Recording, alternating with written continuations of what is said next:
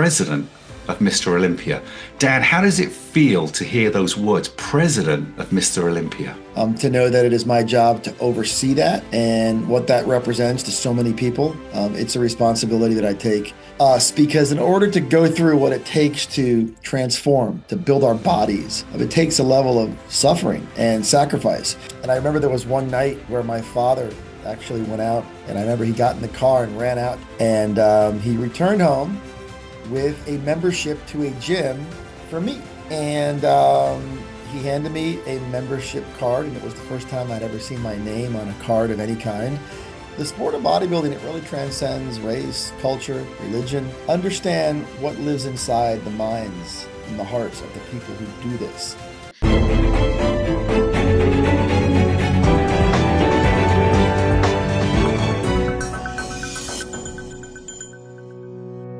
October 10th, 1998, Madison Square Garden. A young man went to his very first bodybuilding competition ever. It was called the Mr. Olympia.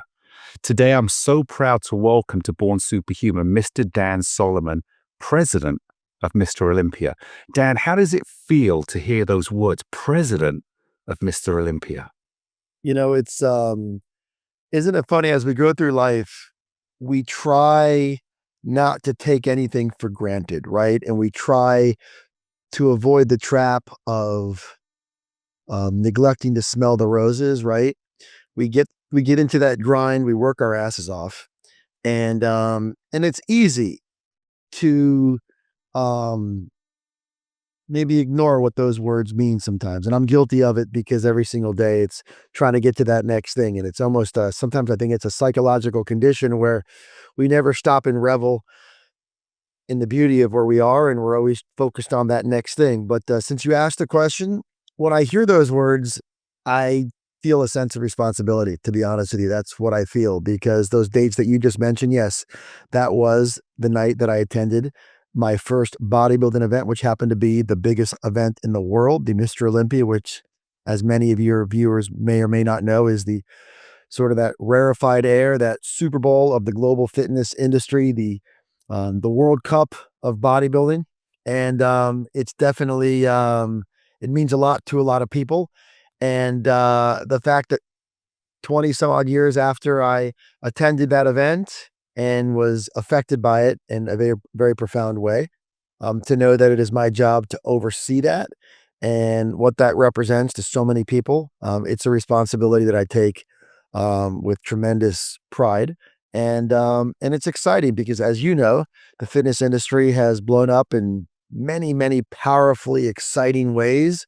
And to be able to oversee an event, a brand that serves as the highest level of achievement in the world of fitness and physique transformation, which of course is the Olympia, is something that I'm very proud of. And it's a nice way to start a conversation, that you would remember the first night that I would walk into that environment. And of course, when I walked out of the theater that night at Madison Square Garden, my brain was recalibrated, and it changed the course of my life. It's crazy when we look back on our life, not knowing the impact that one moment would go to, and destiny brings us to a place where it's almost like a full circle, and yet that circle never ends because, like you said, we always push in the levels.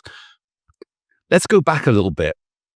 1998, you're this young man, didn't know that you're on this journey that you've ended up so far today. What was your youth like? What were you like as a kid growing up? Because obviously you're very driven.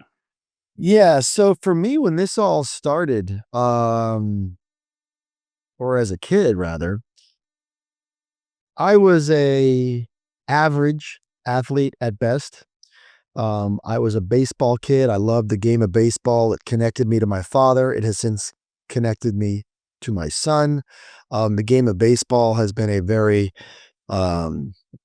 important central artery in my life in many ways. And growing up, somewhere along the way, I think I was an undersized kid, like many people who enter this arena. The fitness bodybuilding world is loaded with people who maybe felt like they had something to prove, right? There's something that lives within us, because in order to go through what it takes to transform, to build our bodies, it takes a level of suffering and sacrifice. Well, many of our friends were out having a good time and at happy hour and having drinks with their friends and staying up till all hours. And, we were devoted and in the gym, and we would eat and sleep and breathe and live and bleed this lifestyle. In order to do that, there's got to be something that lives fairly deep within you, right? It's very cliche to call that your why, of course. And so getting back to your question, I started out as a young man who had a rusted out old bench press in my garage, and me and my neighbor next door, we would get after it, and we would work out, and it was a big part of the culture of my childhood. And I remember there was one night where my father actually went out after we had a little bit of, after he got into some kind of an argument or something with my brother. And I remember he got in the car and ran out just to kind of blow off some steam to cool down for a little bit. I actually read about this in a book I'm working on. And he returned home with a membership to a gym for me. And he handed me a membership card, and it was the first time I'd ever seen my name on a card of any kind. And with that, I became a member of a nearby gym. And little did he know that that act of kindness changed the course of my life, because from that moment on, I was all in. I was all in. I wanted to consume anything that would provide a map to the treasure. Now, of course, in our industry, in our community, in this lifestyle, the treasure is growth. It's putting on muscle. It's being stronger, being fitter, being faster, all that stuff.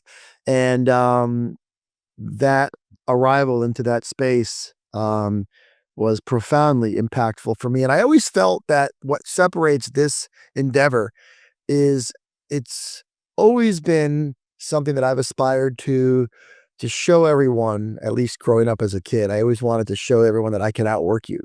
And I thought, what better way to demonstrate that than walking around with some muscle and looking like, you know what? Well, you're off doing that. I'm over here working. I'm in the gym. And there was something about that. And I think that's a big part of the psychology of all this stuff, is being able to send a message when you walk into a room that, hey, you know what? I'm dedicated. I'm devoted. I'm a hard worker. And it's always been my feeling that if you can attach those words to your story, that you're going to find yourself in a good spot in life, because people want to be around hard workers. Hard workers are dependable. Hard workers are devoted. Hard workers are committed. Committed people perform at a higher level with a level of consistency, and their productivity is higher. So I managed to connect all those dots at a fairly young age, and I think it's really guided me, and it still does. Yeah, it's fascinating because I do believe that that commitment doesn't mean to say we're going to be the hardest worker in every area of our life, because obviously you need to rest and recover and things you're passionate about. But at the same time, it's your character. And you can't deny, when I go to the gym and I'm working out and I see the same people there day in, day out, it's their character, it's who they are. And that drives the most important part of their lives. I love the image of you with the old rusty, dumbbells or barbell. I remember when I trained in Tokyo, there was a place called the Barn, which was on top of this big department store, and everything was rusted. And yet everyone in there just worked out. It's not about the image, it's the confidence, the power, the impression you have. But enough of my story. Getting back. So you go from this undersized kid loving baseball that got into the gym world. Where did you then go as far as a career? And did you at that point see yourself as going on to bodybuilding, or was it the fitness industry, or how did you evolve? Yeah, so I didn't know that this was a career. I didn't even understand the idea of being able to monetize properly a passion in fitness, with the exception of maybe being a personal trainer or something along those lines, which that was never me. Um, but as you mentioned, that day in October, the fall of 1998, I happened to be on a unrelated business trip. I had just graduated college a couple of years earlier, and I was on a trip in New York City, and I was staying in Midtown, and I was just up the street from Madison Square Garden. Inside the Madison Square Garden is the Paramount Theater, which would host some of their big events. And I saw on the the sign outside the venue, Mr. Olympia tonight, 8 o'clock. And I was taken aback by it because I had grown up reading all the magazines and learning how to work out and train and nutrition and diet and all that other stuff. And I thought to myself, wow, this is the event that showcases all the things that I'd been passionate about, like my magazines and all the images that I've ever seen are going to come to life. So I somehow arranged to get myself a ticket. I was sitting near the last row and just went in there and I was blown away by it. It was total sensory overload, seeing these iconic statues on stage, going pose for pose. And these were the most extraordinary, elite, prodigious physiques to ever live. And there they were right in front of me. And I'm watching this play out, and it really affected me in a very visceral, powerful way. And I remember experiencing that, seeing the way the crowd responded to the way the guys were on stage hitting their shots, and seeing the way the guys on stage went toe to toe with each other. And just, it was so much more alive than I ever imagined it could be. And I remember leaving the theater that night and just feeling like I want a piece of this in some way, shape, or form, but I wouldn't have even known how. I just knew that I really enjoyed this community. I enjoyed this energy. And after the show that night, there was a little bit of a VIP gathering or some kind of a post-event gathering. I'm still to this day not sure how I ended up in the room, but I did. And while I was in there, I met a guy who had just competed in that show. And he was, I think he finished in the top 15 somewhere. Not really a household name, but certainly one of the best in the world. He was a guy who had just come over from Trinidad named Darren Charles. And Darren and I started talking. And it turned out that he happened to live not too far from me, where I had been living at that time in South Florida. And we connected, and he eventually became my trainer. And I ended up a few days a week working out with him. And it just took the whole thing to a whole nother level, made me understand a higher level of commitment and how to train and how to do this lifestyle in a way that was far more intense than I had ever understood. I always took a very healthy approach to it. I never went over and did anything to my body or consumed things that could have been dangerous. I was always very careful, but I really enjoyed the training and the diet and all that. And about a year or two into that relationship, Darren had been having some challenges. He was trying to get himself some endorsement contracts, and to his credit, he understood that business wasn't really his thing. And he and his wife invited me to his home and asked me if I could be of help to them securing some deals. They knew I had a little bit of a business background at that time. I was working in the financial sector, doing a few things, and they decided to engage me to represent Darren and that sort of thing. So I asked him, I said, so what are you looking for, Darren? What's the holy grail? What are you trying to achieve? And at that time, of course, the pioneering godfather, if you will, of the fitness and bodybuilding scene is a guy named Joe Weider. Now, Joe Weider has since passed away, but he was the guy who created the Mr. Olympia, created many of the magazines that are still known today. He kind of laid the groundwork. He didn't, he created the game. He really did. He built the industry. And being a Weider athlete was the thing. That was the rarefied air of those days, to become a Weider athlete. And they wanted to be a Weider athlete. So I went back to my office the next day and I thought to myself, so what's my move here? And I said, I guess I have to call the Weider offices. And I called over there. The receptionist answered, and I said, Joe Weider, please, without knowing better. I asked for Joe. I wouldn't have known who else to ask for. So I left a message for him. And a day or two later, my phone rang. And sure enough, it was the very familiar voice of Joe Weider. And for some reason, he decided to call me back. And I was a nobody. And he decided to pick up the phone and call me back. And we spent about an hour talking about bodybuilding, the Mr. Olympia, the physiques, the trends. And eventually, by the time the conversation ended, we really connected, Joe and I. And by the time the conversation ended, two things occurred. He offered me an opportunity to be a writer for Muscle and Fitness magazine. And he also agreed to give Darren a deal to be a Weider athlete.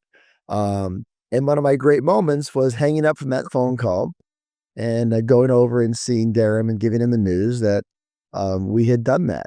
And this was the first day of um, my side hustle, I guess you would call it now, to represent him. And so we got him the deal. And then from there, we started to get him some more opportunities, more appearances. Other companies came on board. So I became sort of a bit of an agent, I guess you could say. And I started working with a couple other guys, and we had some success. And then from there, it began a story that played out over the next 20 years where I had opportunities to host television coverage of major events, like the Mr. Olympia and the event Arnold Schwarzenegger puts on every year. And I started doing some of that. And then I was hired to be an editor, and I started to publish. And later on in the game, I had an opportunity to executive produce a film, and we could talk about that if you'd like as well. But yeah, so it kind of went from thing to thing to thing to thing, and then ultimately, I guess you could say, as they would say in baseball, I got the call, right? So it's been a fun ride for sure. Yeah, it's crazy. Here you go from being a writer of Muscle and Fitness to basically running the whole Muscle and Fitness magazine. Yeah. And I remember it's iconic because I had Flex magazine back in England when I started training back in the 80s, late 80s, going into the 90s, and then Muscle and Fitness that was something you'd wait for to get every month so I could, learn my next routines from the Lee Labradas and people that you'd look and admire so much. A lot of people watching this, we're going to have young people because it's ageless, right? If you've been in it or you want to get fitter or you understand the importance of muscle for your health, let alone for the show, just for your health, they'll be so inspired. But it's ageless. What age were you when you first became the side hustle agent? Yeah, so at that point, I had graduated college. That would have put me in my early 20s. And eventually, I would say it was in my late 20s, I started to stick my toe in those waters. And then it kind of rolled from there. But I loved what you said, though, just about your connection to the sport of bodybuilding, the lifestyle of bodybuilding, and mentioning guys like Lee Labrada, who I've had a chance to work with, and so many others. Of course, Lee came over from Cuba. I once did a great interview with Lee Labrada and Arnold Schwarzenegger together, and it was great because they're very proud of their immigrant status. And of course, Arnold came over from Austria. Lee Labrada had come over from Cuba. And that's the one thing about this lifestyle, not to get off topic, but it really brings everyone together. Mr. Olympia champions, we had a Mr. Olympia champion a couple years ago from Iran, and an incredibly bodybuilder named Hadi Chupan. And he's going to come back and compete this year to try to reclaim his title back. But the sport of bodybuilding, it really transcends race, culture, religion. We don't get wrapped up in any of that. We really celebrate the fact that it brings it all together. And it's a beautiful thing. We've had champions from all demographics, all cultures, speak many, many different languages. The sport has really evolved into something very global. And it's really one of the safe havens when you really think about the way the world operates and the way people think nowadays, and the way where everybody's so divided, religious and religious divide and political divide. And it's just really unfortunate. But when you come to our events, when you come to the world of bodybuilding, it really has a way of connecting people. And it's beautiful because we're all sort of unified by this shared passion of improvement and being the best versions of ourselves. And yes, those are cliches that you hear a lot in a lot of lines of work. Everybody wants to wake up in the morning and talk about being the best version of themselves. And we hear it all the time. But I am here to tell you that there is no lifestyle that embraces that idea in a more all-in way than this fitness bodybuilding crusade. It's a powerful expression of just celebrating just the true commitment to maximizing our genetic potential and exploring the limits and bursting through them. And it's a fun thing to see because I've seen so many stories time and time again of people who have just pushed the envelope and have been able to achieve extraordinary things in all parts of their life. And it's all starts with this, with this initial seed, which is bodybuilding and building muscle and the growth that comes with that and the way it tests us. It really is an incredible thing to be close to. And I wish that people could see it. A lot of people are quick to measure this lifestyle by the physiques they see. They say things like, "Oh, I would never want to look like that," or "I would never want I would never want to carry that much muscle." But I would say instead of doing that, understand what lives inside the minds and the hearts of the people who do this. Understand their capacity to go further. Understand what drives them and what lives below the muscle that's beneath the skin, and understand what drives them. And when you do, that's when you really connect and you really understand why this community is growing so quickly and why it's so much more than abs and biceps. And when you break it down, Joe Weider, he always used to say, it's not about the physiques, it's about the stories. And when you know those stories, it's far more impactful than knowing the physiques, I can assure you. It's interesting you bring up stories, because I think that's everything in life. Inspiration comes from people's stories. Movies, Bigger, the one that you did. We'll talk about that in a minute. But going off that, what is the story that stands out, that inspires you to continue to push the level for others? Yeah, so the stories, plural, that follow me around the most are, we all talk about the celebrities that show up at our events and the champions and the big influential people that take this lifestyle on. But for me, what really moves me and keeps me engaged in this community is when you walk into a gym and you see that guy, the one who doesn't particularly look like a world-class physique, right? The guy who's in there, obviously out of shape, obese sometimes, and you get to talk to them. And he's the guy who's over there in the corner minding his own business, and people might look at him, they might even judge him. But when you talk to him and you find out that he's in there because he's just recovered from quadruple bypass surgery, and he joined the gym, and he takes inspiration from the bodybuilders in the gym, because all he's trying to do is get himself healthy enough so he can dance at his daughter's wedding. Or the kid who you see in the gym who looks like he might be, 70 pounds soaking wet, and he's not picking up big heavy weights, but he's in there because he was bullied at school and he's trying to build some confidence and he's trying to reinvent himself.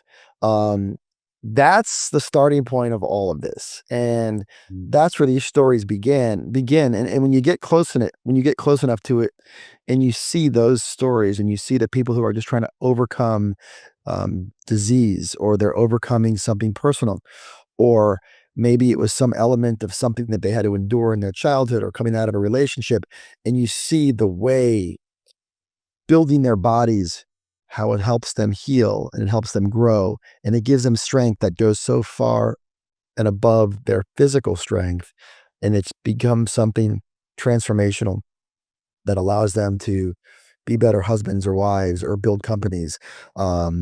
And it all starts there. Those are the stories, to be honest with you, Dan, that really make me proud to be a part of this. Sometimes it's easy to get caught up in the granular minutia that we deal with, with some of the feedback from the fans and criticism, when you're in a position that I'm in. And you know what that's all about. You've stood on the biggest stages in the world. You know what that feels like. And you could go out and you've performed with the likes of Andrew Lloyd Webber and other icons of theater. And you know what it's like to go on there and hear people say sometimes the most awful things, right? And it's part of the business of mass consumption. Business of mass consumption, for definition, for those who may not understand where that comes from, is you do something where many, many people pay attention to it, whatever that is. And in my world, I happen to oversee something that a lot of people care about. Not everybody loves the choices that I make. I try to make choices that are representative of growth and of the bigger picture. And it's my job to see the bigger picture. But but we're not always gonna agree. But it's easy to get wrapped up and, feeling that like beat you down over time. And they always say, the haters are gonna hate, right? And it's something that in my line of work I deal with a lot. And my skin has become very thick. And I'm sure just as yours would have had to when you're in that environment and you're out there and people are looking at you and they're measuring the caliber of your vocals or your ability to dance or perform and all that. And for me, that's something that I've grown to um, really build strength on because it's it's a powerful thing to know that when you go to work every day, people are really watching and people. One of the things that I've always said this, and I've said this before, but you and I haven't talked about it yet.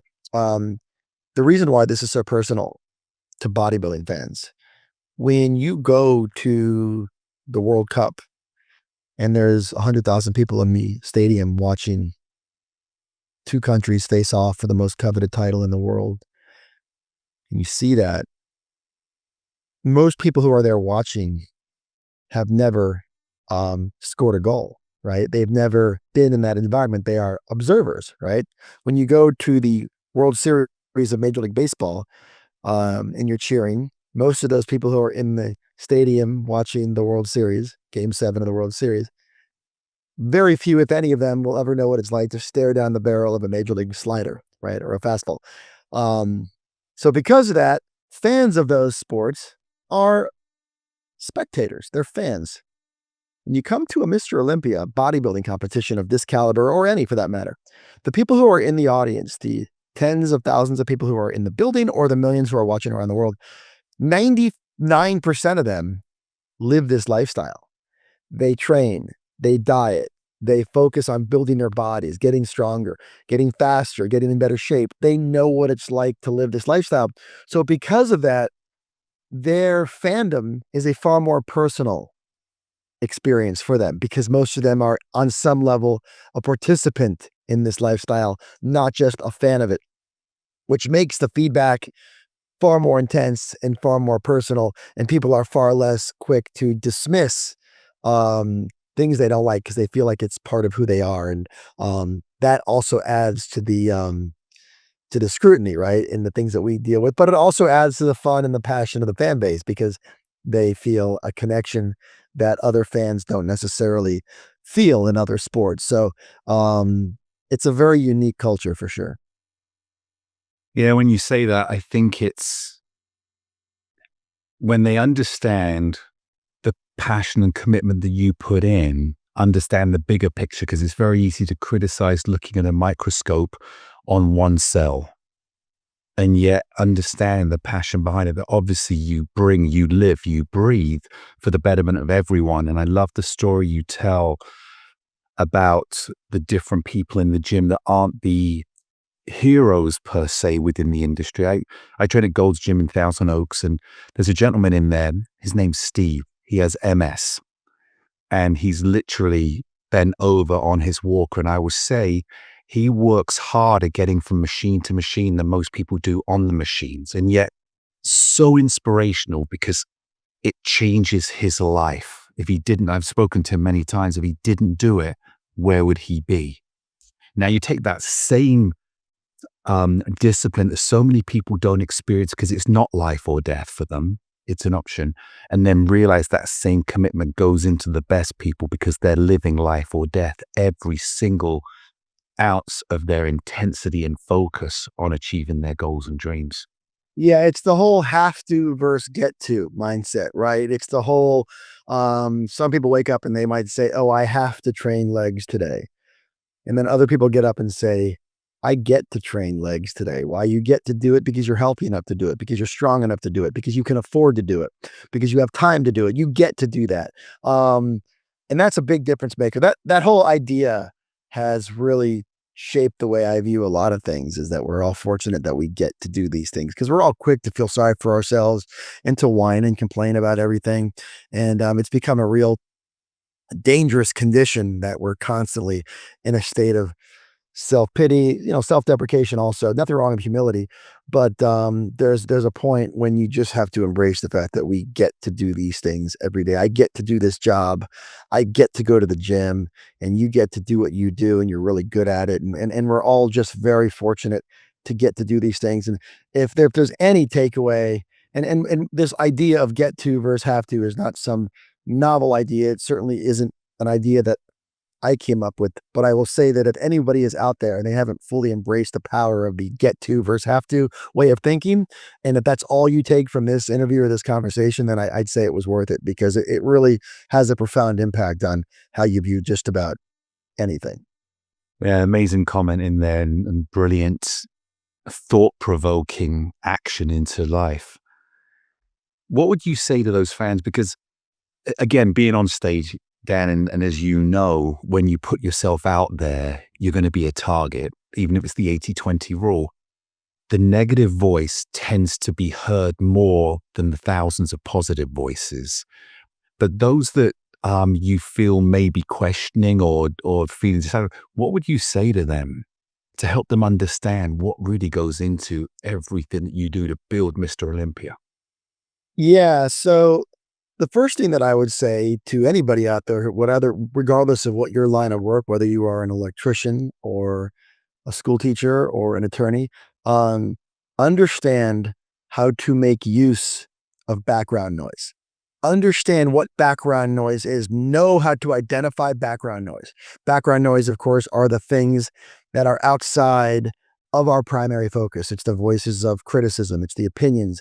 It's the people who are telling you that you should be doing something else. It's the people that are telling you that you did something wrong. It's the people that are, it's all the noise. It's the things that you see and feel and hear, and all the environmental things that enter into your space. I found that successful people are really good, because background noise is never going to go away, right? You can't just, it exists. It's part of the game. But the most powerfully successful people that I know, they understand what to do with background noise. They understand how to take it and either ignore it or use it or channel it. And there are books written about this idea. This is a concept that would take more than this conversation to fully develop. But I would just say that if you can figure out how to utilize and use background noise as fuel, and understand how it can make you stronger, how it could make you more efficient, how it can increase your focus. Most people fail because they don't know how to control background noise. Look, there's been moments where I have felt things that have made me stop and say, I don't want to do this anymore. There's got to be something else I could do. This is too much. I used to do that. And then I really learned to control background noise, not let it control me. And it sounds a little cliche, but if you really peel away the layers and you get inside it, there are techniques and there are ways that you can use background noise to understand that it is a true form of fuel. If you weren't doing anything, and it's the old Billie Jean King, pressure is a privilege, quote. And a lot of people throw that around. A lot of people don't know Billie Jean was the first to say it, but it's important to point that out, because she used to talk about it all the time, and how the idea, the definition, the meaning of those words is that you're doing something important enough that people care. And if you feel that pressure, you should feel the privilege of that pressure. That means you're doing something meaningful. And that's background noise. And that's what that's all about. So yeah, that's probably my biggest takeaway from my experience in this space. And is just understanding how to take background noise and how to use it as fuel and not to be defeated by it. Because the people who you look around and you say, hey, whatever happened to that guy? He was brilliant. Whatever happened to that lady? She was a genius and she was so inspiring and she was extraordinary. What happened to her? Whatever came of her or him? And typically what came of them, if all of a sudden they're not around and you don't hear about them anymore, it's because they succumbed to background noise on some level. Something in their journey, it just became too much and they retreated to a safer place. And safety is great. There's nothing wrong with safety. But if you really want to make a run at life, you can't seek shelter all the time. You got to be willing to go out there and take it on. And you have to be fearless. And again, fear be, nobody is truly fearless. We're all afraid of something, right? No, we use the cliche, I'm fearless, but look, I'm not. I like to tell people I'm fearless too, but you won't find me jumping out of an airplane anytime soon. I don't even particularly like roller coasters, but I will say this: I understand how to use fear, and I understand how to use it in a way that can be powerfully beneficial. Um, it's just like background noise, right? So, being able to be in control of your thoughts, being able to control what the environment is serving you, that's a big part of growth. And it's also a big part of success. And I guarantee if you could study the brains of the most successful people on the planet, they're always in control, or they're in control to the extent that they can be, of what they do with background noise and how fear um, guides them and affects them. And most of them are really good at it. You obviously build a culture within Mr. Olympia. And I think any great leader, I have a saying, the greatest leaders are not the ones with the most followers. The greatest leaders are the ones that create the most leaders, because you're not living in fear of yourself being amplified through others. If someone was watching this and said, I want to get involved with the Mr. Olympia company, organization, event, and that's my goal, maybe 5 years down the road, what kind of people do you look for to be involved in your community? Yeah, that's a great question. I find that the people who do the best on our team are the ones who understand um, that it's about more than ourselves, right? They have a true ability, a natural ability. Not everybody's good at this, by the way. A natural ability to understand how what we do affects, motivates, inspires other people. I'm not sitting here and we're not curing cancer here. So I'm not going to sit here and overstate the importance of our work. But I do know that what we do um, has an impact on a lot of people, and it affects many parts of people's lives. Um, and I find that the people who demonstrate that, who demonstrate an understanding, even, and it goes down to, there's even times where we have sponsorship opportunities that companies want to come to us and they want to write big checks to support our projects, our events, our media. And the people that are really successful with us are the ones that understand the difference between deals that really benefit us in the big picture and those that are just a short-term money grab. And I find that the people who are most appealing to me, um, and most appealing to the folks that I work with, I also work the gentleman who owns the Olympia and the media empire that's attached to it. His name is Jake Wood, and we all talk all the time about just having people that understand that it's not just about clicks. It's not just about self-indulgence. It's not just about closing a deal for today. It's about understanding the concept of the win-win environment. The win-win environment, meaning it's not just about winning a deal. It's about building a world where everyone wins. And that's how you create sustainable growth. And for me, people who understand that, there's something about them where you can pick up on that pretty quickly. The way they communicate, the way they tell stories, the way they express their ideas. It's quick. It's easy to tell who is wired that way and who isn't. So for me, anybody who wants to come into this world, my hope is that that's the way their brain is crafted, because those are the folks we like to work with. Yeah, you were kind enough to introduce me, and we sat down and had dinner with Jake. And what impressed me both about you and him is the power of focus and intention, and yet the humility in the presentation. It's not an ego base. There was no, I do this. It's like, what are we building? And I very inspirational to see that and feel that energy. So going back to the Mr. Olympia this year, October 10th is going to be your 27th anniversary, 27-year anniversary from when you first went. And now here you are as the president. It's going to be at in Las Vegas. It's going to be an incredible event. Tell us more about it. I know Samson's the defending champion. Going back to your point about global, he's the first Nigerian British bodybuilder ever to be Mr. Olympia, coming from a sports rugby background. Tell us about the event, the prize money, the fans. What would they experience? Maybe somebody that's back going to their very first event or thinking about it. What can you tell them that says, I need to go? So let me tell you all a little bit about the Olympia experience. So the Olympia is a couple things that happen at the same time within the same 4 or 5 day period, there is the Olympia Expo, which is a massive trade show, if you will, that takes place at the Las Vegas Convention Center.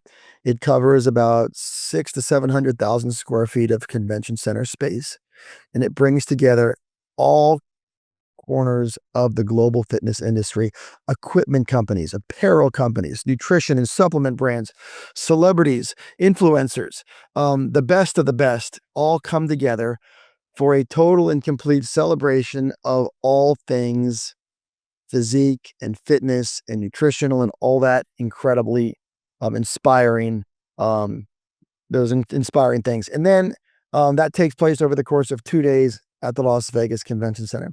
And then also during Olympia weekend, you have the main stage production, which of course is the event that crowns the number one bodybuilders, fitness competitors, bikini competitors, wellness, physique. There's all these different divisions that live within the framework of our event. It's no longer just a bodybuilding competition.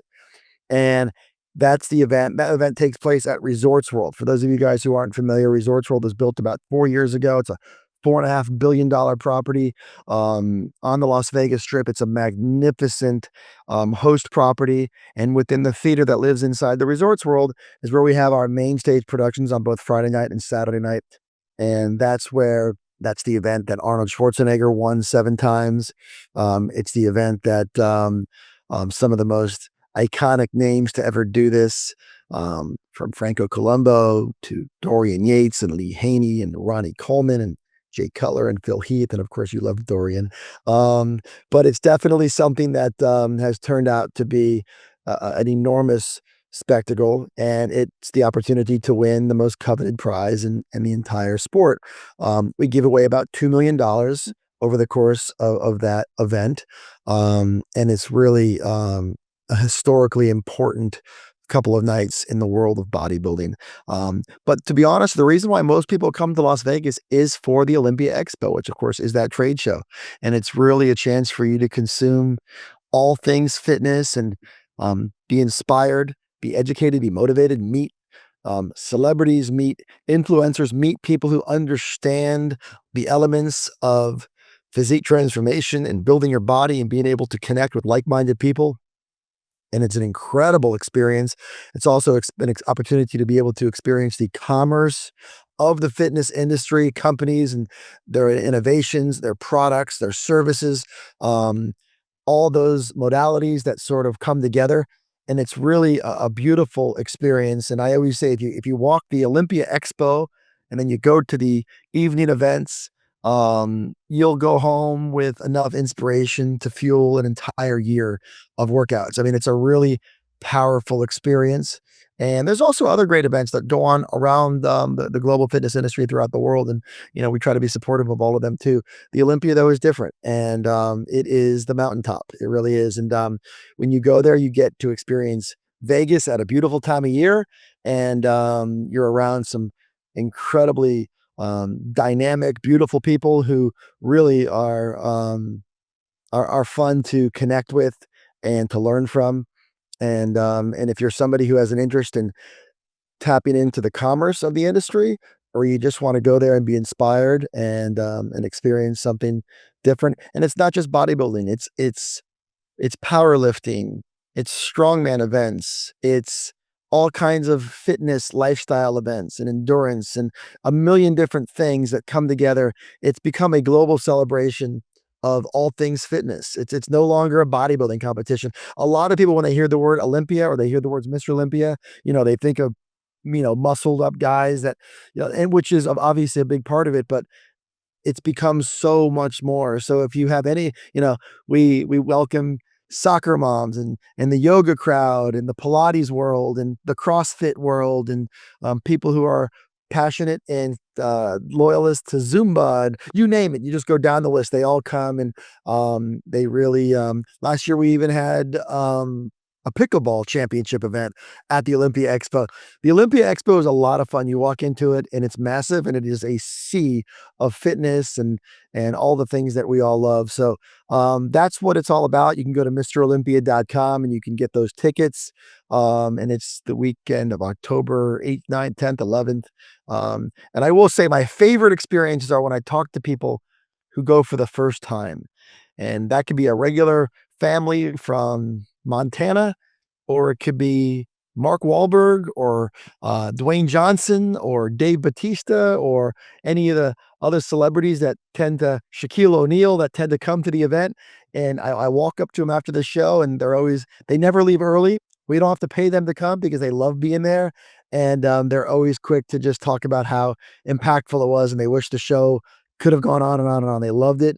And, there was a time when there was a real disconnect between all of these communities. Hollywood had little to do with bodybuilding, and bodybuilding had little to do with baseball.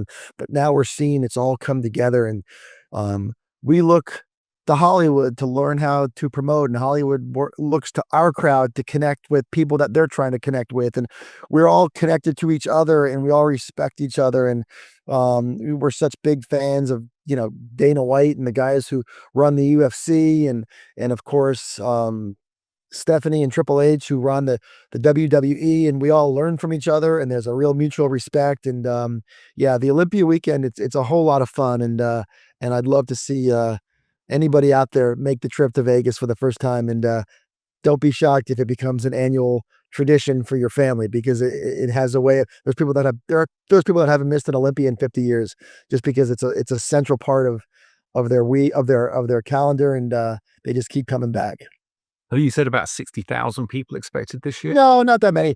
It's somewhere in that 30 to 40,000 range comes out to Vegas. Now, of course, you can watch the event and a pay-per-view and all that good stuff. But if you really want to immerse yourself in the culture, in the expo, you want to get on an airplane and go out. And Resorts World is a great host property, beautiful hotel, and a part of the strip that's across from the Wynn and the Fontainebleau.